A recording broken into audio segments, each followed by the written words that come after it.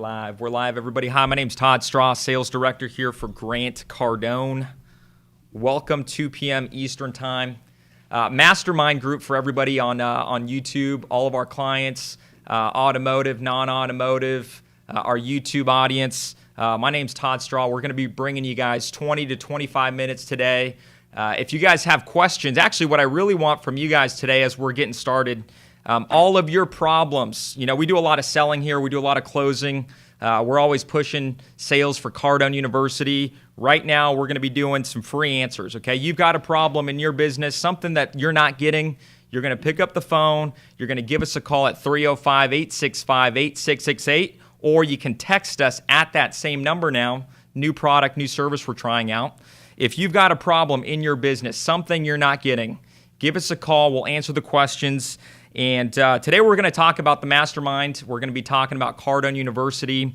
We're going to be giving you guys a short list of rules and things that you guys need to have every single day in order to win a deal. We're going to be dropping some knowledge on rules and things that are killing deals in the marketplace every single day. And we're going to be checking the feed as we go, so make sure you guys are chatting online. Put your problems there. We'll address those towards the back half of the session. And, for right now, for everybody that's a client, thank you guys for deciding that you're valuable enough and that you've got a big enough problem that you needed to trade some money for our Cardone University. And we want to say thank you by giving you guys some extra content today. So first thing that I want to do, if you guys have a short, if you guys got a pen and a piece of paper, I want to start today with a short list of rules.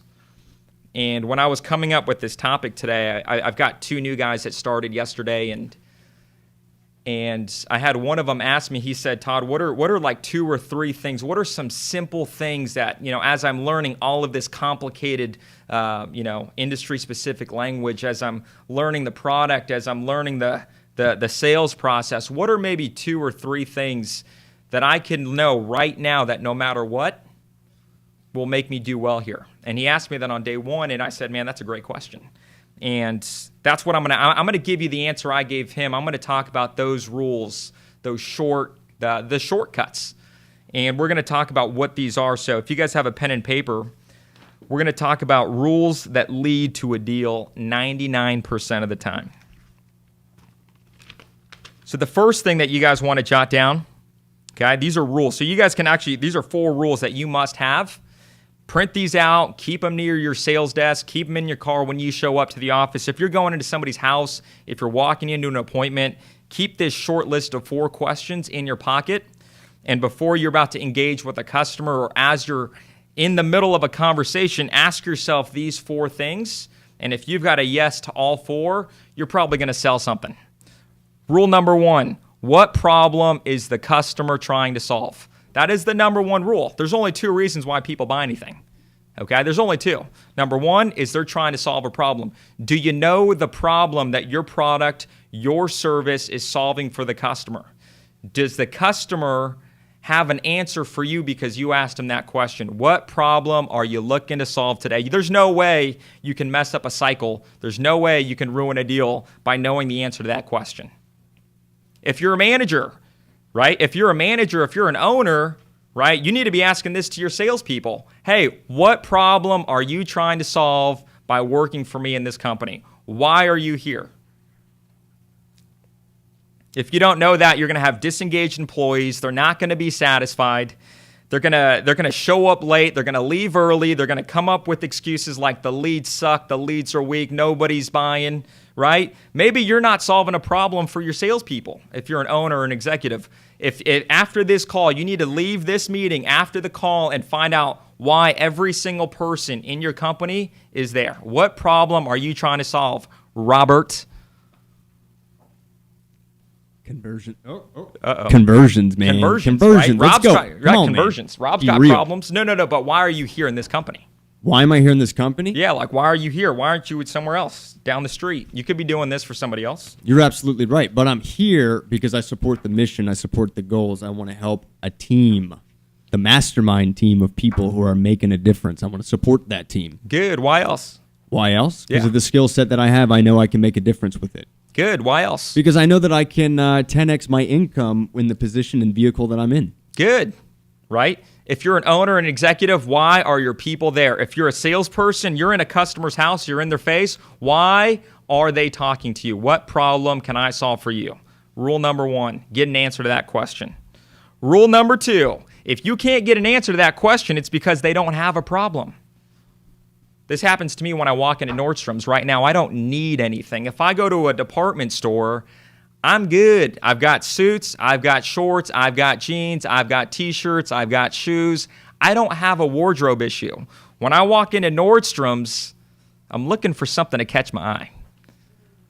I don't have an issue. If somebody said, hey, Todd, what problem can I solve for you when I walk into Nordstrom's? I'm like, I got no problems. He's like, well, why are you here? I'm looking, man. I don't know what I'm looking for. I'm looking for that one thing that's going to snap my attention. It's going to say, oh, my gosh, I don't have that in my wardrobe. And so I'm looking to fall in love with something. If they don't have a problem, it's because they're looking to fall in love. You know, back in the day, before I worked for Grant, I used to sell knives. $2,000 sets of kitchen cutlery, Cutco knives, and you know, most of the people that I sold knives to, they didn't really have a problem. Everybody had knives in their kitchen. There wasn't one house I ever sold blades in that they didn't already have a set of cutlery. Most of the time, I was making them fall in love with something. Maybe 10 or 15% of the time, they were like, oh yeah, my knives suck, and that's a problem. 80% of the time, I was making them fall in love with the product. So you guys got to decide right now, do I usually solve problems for people, or do I usually need to make them fall in love with something? But those are 2 reasons why a customer would or they would not buy from you. Okay, what problem are you looking to solve? And if there is no problem, then make them fall in love with whatever it is you're selling. Okay, so that was rule number 1 and rule number 2.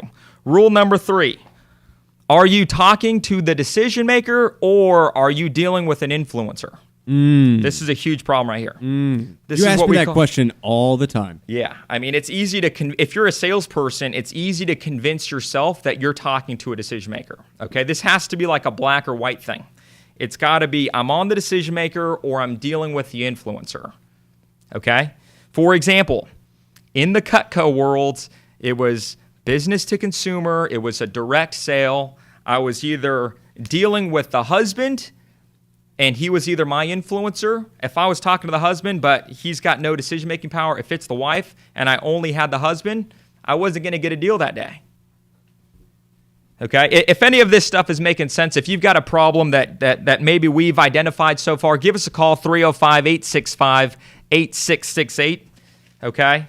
We're going to talk about those in just a few minutes. So, are you dealing with the right person? You've got to be asking yourself all day long. Is this the owner? Is this the decision maker? Or am I on the influencer? Okay, number 2, part 2 of this. Once you've identified who you're dealing with, what is the objective? If you're on an influencer, what's the objective of the appointment? Rob, you're talking to an influencer. What's the objective? The objective is to set an appointment and get a deal done with the guy in charge. Yes, advance the call. Advance the call. If you're on an influencer, your objective should be advance the deal to a decision maker. If you're on the decision maker, Rob, what are you doing right now? You're closing. You're closing. That's all you're doing is closing. What if you're on an influencer and you're trying to close? Are they going to want to talk to you? Nope. Flunk. Flunk. Are you on the decision maker? Are you dealing with an influencer? Do you know the difference? And do you know the intentions of one of those 2 things? Advance the call or close the deal. Rule number 4. Last rule before we start dealing with some of these text questions at 305-865-8668, or if you're calling in, we've got one more rule to success for new people, for veterans, for people new to sales, people that aren't even in sales could be using these. The last rule: who is the ideal prospect? Who is the ideal prospect? If you look at your company, if you look at all the different salespeople, if you look at the person that's selling the most product, who buys your product the most, and how much time are you spending with that customer? There's a certain group of people that typically buy certain products or certain services. For us, owners and executives, that's who we like to spend a lot of time with. the owners and the executives. We like to spend a lot of time with those people because they've got our money. Grant's got that who's got my money. Owners and executives is our audience. We've got products and services for salespeople, right? For those of you guys that took matters into your own hands, you just bought it. If we didn't do our job and get in front of your owner or your executives, then you had to buy the program for $9.95 on CardoneU.com. That was our fault, not yours. We should have sold the deal to your company. If we need to sell a deal to your company, if we're not doing our jobs, make sure to put your company name in. Who's the guy over there? One of my people in my sales room will get on the phone. We'll cold call him. We won't tell him it was you, and we'll do everything in our power to get your company Cardone University. Who is the ideal prospect? Now, if your company's not going to buy it for you, then there's no reason for you to be missing all these deals. You need to be buying the program for yourself. If they're not going to do it for you, then you got to take responsibility. Take responsibility. Let us know what company you're in, why we need to be calling, who's the guy we need to get a hold of. Make it anonymous. Who cares? Give us the information. I've got 12 salespeople fully trained, qualified to make a cold call. We know how to set appointments. We know how to build value. We just don't know your company exists. We haven't got to you yet. That's our fault. Find out your ideal prospect and spend all day long with them. For us in the Cutco world, it was married couples over 30 that owned homes. That's all I wanted to spend time with. If I was in an apartment building and I had a great presentation, I couldn't get a deal 99% of the time. I was in the wrong place. You need to be spending all day with the people that buy the most products. Go into your company and audit your sales. Ask your business owner, who should I be spending all day with? If there was one customer type, if there was one type of person or group of people that I should be dealing with, who is it? And that's what I'm going to focus on. I'm going to concentrate all my time and energy on that group of people. I'm going to go all in on that one group. For me in Cutco, married couples over 30 that owned a home. There was no way I was walking into a single-story home. There was no way I was doing a deal in a mobile home park because they couldn't buy anything from me typically. Of course, there's exceptions. Of course, there's all these differences, but spend all day with people that buy from you. Let's see what's going on. Do we have any callers right now, or are we going to be checking the chat? All right, let's see. Let's see here. Question. So Todd, what's the best way? You got a new guy, came in, I bought the $9.95, I'm looking at the program. What's the first thing I should do? First thing you should do. I'm logged in. I just logged in for the very first time. What is the first thing I need to do? First thing you need to do is actually you need to do two things. What are the first two things I need to do, Todd? Number one, you need to do 6 segments every morning before 9 a.m. Before you touch a customer, you need to be doing 6 segments every morning. Mm-hmm. You could do 3 when you wake up at 6 o'clock. You can do the other 3 right before you pick up the phone. But there's a lot of blocks over there with a lot of content. There's a lot of content. You need to be doing at least 6 segments a day. You could do 3 in the morning and 3 at night, but at least 6 per day. You need to go in order. So you're going to be starting with the selling basics. So it starts here in the basics. Why the basics? That's like learning basic science before we teach you chemistry, before we teach you physics. You're going to learn the ABCs, the 1, 2, 3s of how to get a deal done. Once you're done with that, 3 to 6 segments, then you go to understanding the buyer. If you don't know the customer, you're not going to get a customer. There's no way to get a customer if you don't know who they are, what problems they have. You got to speak their language. Understanding the buyer comes before the sales process. We didn't just make up this order. It's in that order for a specific reason. What is selling? Who am I selling to? And how do I actually do the sales process? So you want to graduate through that sequence. So you got to be doing at least 6 segments per day because there's a lot of content inside. There's a tremendous amount of content inside. So that's the first thing. You need to have an always. I always do 6 segments every morning, or I do 3 in the morning and I do 3 at night, but you want to have a rule of something that you always do. I always do X amount of videos before X time every day, no matter what. And you graduate through the sequence. The second thing I would do, Robert, if I was a salesperson, is I would make a list. The hardest part about the university sometimes is you don't even know what you don't know. A bad question to ask a salesperson is, what can I help you with? Because they don't know typically. They don't know what they don't know. Mm-hmm. Some of you guys, that's if that's why you haven't bought the program because you think you know it all, that's a problem for us. If you don't think you have a problem, you're not going to buy the program. Because right now you don't know what problems you have in your life. If you knew that they were problems, you probably would have fixed them by now. So instead of asking, what do I need help with, make a list of what am I not getting right now? What are you not getting? I'm not getting appointments. Okay. I'm not getting deals closed. Good. I'm not getting conversations with owners. Good. I'm spending 6 hours with customers and nobody's buying anything. Good.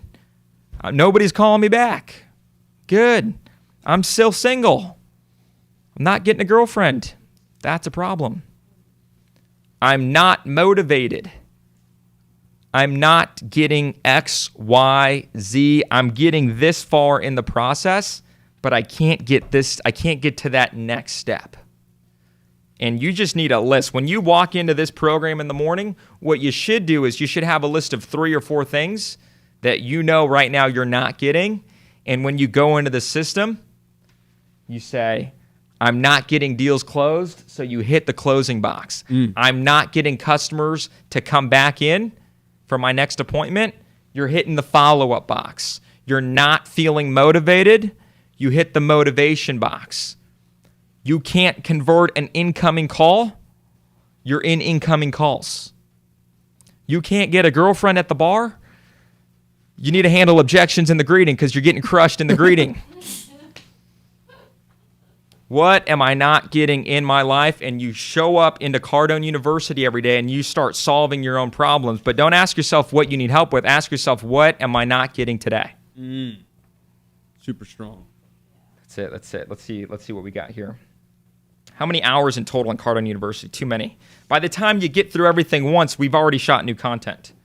That's a question we hear. How often do you update content? I mean, we're in here almost daily shooting a show. Mm-hmm. Grant's doing keynotes out there. Then we drop the keynotes in. We're shooting new content. We've got it. This is an expensive studio. We're shooting content. You sold Cutco too? Tough sales. Richard Cinta. That's awesome. Cutco alumni. How much did you sell, Richard? Let's see here. Rob, what other question do you think a new salesperson or someone thinking about Cardone University, what else would they want to know from us? Talk about, okay, my manager says, go find new business. And I'm like, what do you mean? How do I do that? How do I find new business? Prospecting is really what I'm asking you. But if I've never prospect before, what do I do? Good question. Number 1, come up with 5 sources. 5 different areas. Number 1, my cell phone. That's a source. Every single person in my cell phone is a resource. If you're not getting leads, like in Cutco, I didn't get a list of leads. Nobody gave me leads. My first source was my cell phone. Every single friend in my cell phone, they all had a mom, they all had a dad, and they usually lived in a home. That's number 1. Number 2, Facebook. Number 3, LinkedIn. Number 4, Facebook targeted ads. I love Number LinkedIn. 5, Google search. Mm. Google search. When I came here, I didn't get a list of leads. You know what I did? I said, hey, who buys all of our programs? He said, well, we have a lot of car dealers on the program. So I Google searched car dealerships in San Diego, car dealerships in Texas, car dealerships in Michigan, and I would just Google search. All right, we've got Richard from Texas. What's going on, Richard? Pick a problem. Give me your problem. What problem can I fix for you today? Hey, I'm the guy that made the comment that I sold Cutco to. Good. Back when. Good. How much did you sell? I did it when I was 17 years old, and I probably did it for like 3 or 4 months, and went all over Houston selling stuff, and it gave me a lot of courage to just go knock on strange people's doors. So and from there I started buying houses, so it sort of gave me a leg up to. You know, Richard, this is actually, you know what, Richard? Let me cut you off really quick. This is actually a really good thing right here. This is a really good thing. My question was, how much Cutco did you sell? Did he answer my question? No. You need to get an answer to every question. If you're a salesperson, this happens all the time. You greet the customer, "Hi, my name's Todd. What's yours?" And they start rambling on some tangent, but they never answered your question. This is a good tip right here. If you're a great, that's in the rules of success. It's also in the top traits of great salespeople. How do you do that? You do this right here. Excellent. That's awesome, Richard. So you sold Cutco, and then you segued into houses. That's excellent. But let me ask you something, Richard. How much Cutco did you sell? I sold about maybe $500 to $600. My man. That's awesome. That's more than most people. Yeah. What'd you learn in the process there? Well, I overcame some fears of just, presenting something that, you remember the demonstration, like fingers with a scissors where you could cut a penny in half? Yeah. That was like a wow factor, which, would demonstrate the sharpness of it. And it's just like if you had a good product, it sort of sells itself, almost. You just have to get in front of the right people. Awesome. Okay, so what's your question today? All right, so I'm going through the new courses, and one of the things that keeps coming up over and over again is you have a much better, I think it's like 9 times the success whenever you're able to text during a phone call, thing. And I was wondering, do you know if there's any apps that are out there that can help you save a lot of canned replies so that way you're not busy texting, you just hit a button and it's already sent? So to clarify, your question is, how do I get more cell phone numbers? What's a good way to ask for cell phone numbers? No, like if you're like on a phone call and you're trying to text them enough, let's say they're calling from your cell phone number, you already have their cell phone number, but you need to text them during the call. Say, here, I'm going to send you something over your text, check and make sure you got it. What's a good app or a way to include a bunch of saved replies that you can access easily during the phone call? Not sure I'm understanding the question, but what I think you're saying is, what are some good things to send the customer when you're on the call? Is that the question? Almost. To save time, if you're a slow typer, is there a preset, something you can save text that you're going to be sending to, like, you're looking for canned responses that you can save, right? Text you a link to it. You there? So is there any way to save that link somewhere instead of typing it in from scratch every time? I'm not sure, man, but if you find that app, man, you let us know. Please. If you let us know, we'll put it in the system or something. But, we typically send the text message. What we're sending out to clients as we're on the phone is we're sending video links. Video messages. Video selfie video messages. We're sending videos of customers using the program that are winning with the program, and we're hitting the prospect with it. Hey, what I'm going to do right now is I'm going to send you a video of one of my customers, Mary. She's one of my best customers. I'm going to send you a video of how she likes the product as you're deciding on what time you want to come into our store. As you're deciding on what time to come into the store, allow me to send you some more information, all right? Thanks a lot for calling, Richard. I appreciate you, man. All right. Good, man. Good. You're doing it. All right, good. So we've got a few text messages here. This is a long one right here. Let's see here.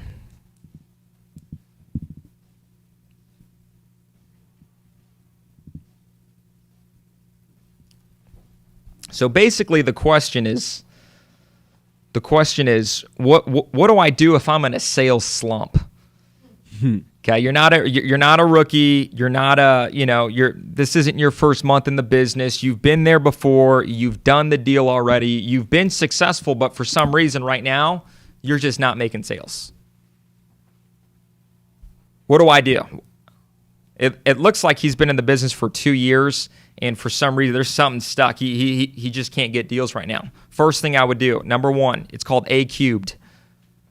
A cubed is the answer for everything. Number one, how's your attitude? There's only 3 reasons somebody would be in a sales slump. Number one, their attitude's off. If your attitude is off, it means something's going on in your life that you need to handle. You need to confront something. You got somebody hitting the brakes on you. Grant talks about this. You're trying to go this way 100 miles an hour, and somebody's slamming the brakes on your vehicle, and you're basically ruining all your machinery. So if there's an issue with your attitude, you need to look around and figure out who's putting the brakes on you. Who is that person? Is it a girlfriend telling you that you're working too much? Take time off. Is it a family member saying that the job sucks? Why do you work there? Is somebody ragging on you? Do you have a bad influence in your life that's holding you up right now? You got to confront them or you got to get them out of there. That's if your attitude's off. The next thing, if your attitude's great and you're like, man, that's not a problem for me. I'm good. My wife's supportive. My family loves the business. Everything's good. Then the second thing you need to take a look at is your approach. Approach is, what am I saying to the customers? Am I skipping steps? Am I not doing something that I used to be doing? Did I get so good at the job that I started taking shortcuts?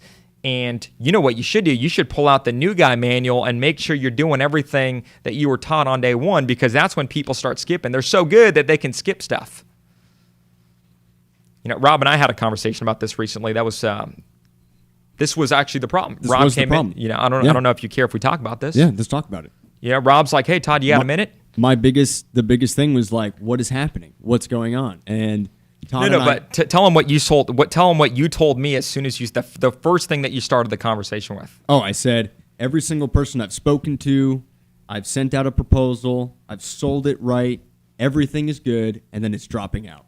Every single one. Everything is being done. Like, they've got it. Yeah. But then I was like, why does this keep happening? And so I came to you for help because I'm like, I don't understand. And then we started going through the process, and you personally, which I thank you for, walked me through the entire sales process from greeting to fact finding all the way straight through. And I said, oh man, I've been studying so much closing material on Cardone University. My attention's only on closing, and I've been violating the sales process.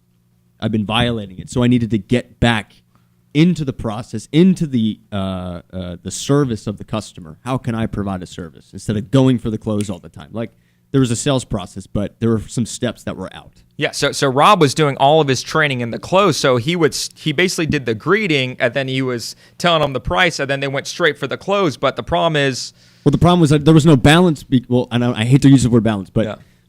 I felt like I wasn't that strong in the close, so right. I absorbed all that knowledge, right. And I didn't put enough attention on the whole process. Really, right. Is what happened. Right, and so fact finding, what problem was the customer trying to solve was missing.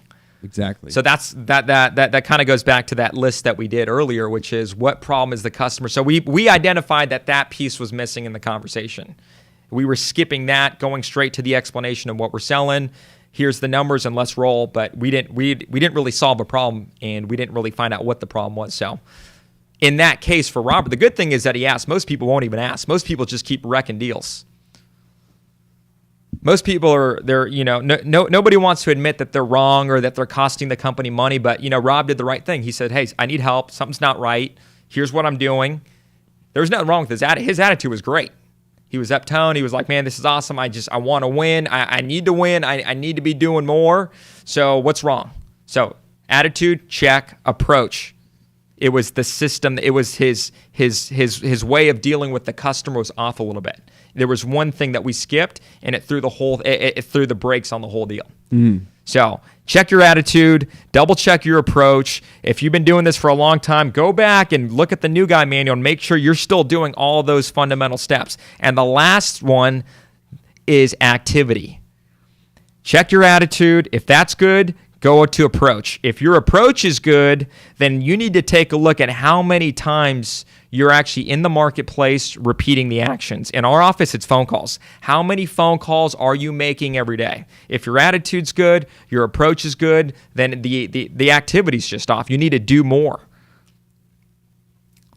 So I hope that answers your question. I think his name was, I lost it now, but his name was Michael. So Michael, if you're in a sales slump, check your attitude, check your approach, check your activity. If it's your attitude and your activity, or if it's your attitude and the approach, identify what's off, and then you're going to go inside. So if you're lacking in motivation, you're going to hit the motivation box. For Rob, his homework was, hey, go back and look at the sales process. Mm-hmm. He was spending all day in closing. We had to push him back into the sales process, and now his sales are back up. Mm-hmm. All of a sudden, magically.